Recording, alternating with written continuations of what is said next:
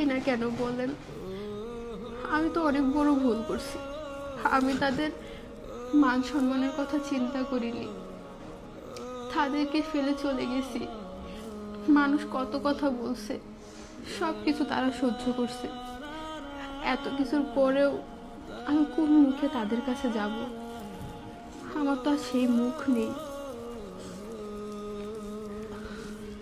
আচ্ছা, আপনার বড় ভাই আপনাকে এত ভালোবাসত, আপনি কি তার সাথে যোগাযোগ করেননি?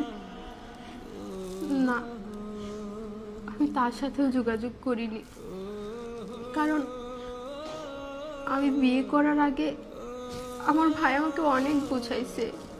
আমাকে এটা পর্যন্ত বলছে, বোন তুই যা চাবি আমি তোকে তাই দিব, তারপরও ওই ছেলেটাকে তুই বিয়ে করিস না। আমি তারপরও শুনিনি। জানেন, আমার ভাই আমাকে অনেক ভালোবাসে।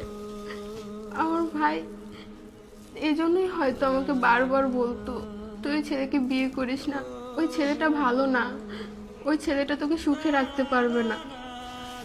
কিন্তু আমি কারো কথা শুনিনি। আজকে আমার নিজের ভুলের কারণে আজকে আমার সব থেকেও নেই। আজকে আমি একদম শেষ। আমি আমি আপনাকে একটা কথা বলি, শুনেন। আপনার ফ্যামিলি থেকে আপনি অনেক বছর ধরে দূরে আছেন।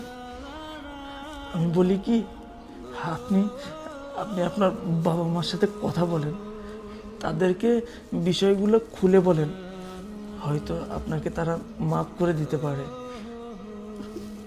কথা বলবো, কিন্তু যদি তারা আমার সাথে কথা না বলে, যদি আমি কল দেওয়ার পরে উল্টো পাল্টা কথা বলে কল কেটে দেয়, জানেন এই ভয়ে আমি তাদেরকে কল দেই না।